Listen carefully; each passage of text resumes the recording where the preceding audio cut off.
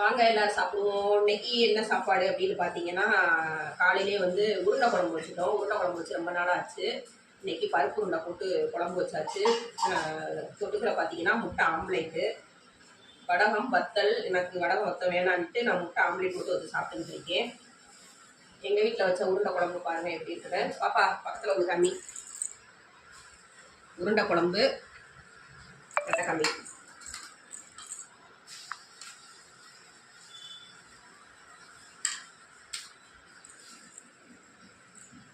வாங்க எல்லாருமே சாப்பிடுவோம். இன்னைக்கு சாப்பாடு நல்லா சிம்பிளாக இருந்தாலும் நல்ல டேஸ்டியான சாப்பாடு. இன்னைக்கு எப்படி இருக்குன்னு சொல்கிறேன் சாப்பிட்டு.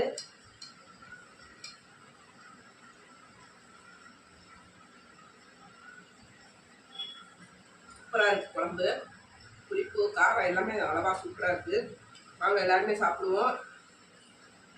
வீடியோ பிடிச்சா லைக் பண்ணுங்கள். தண்ணி கொண்டு வா.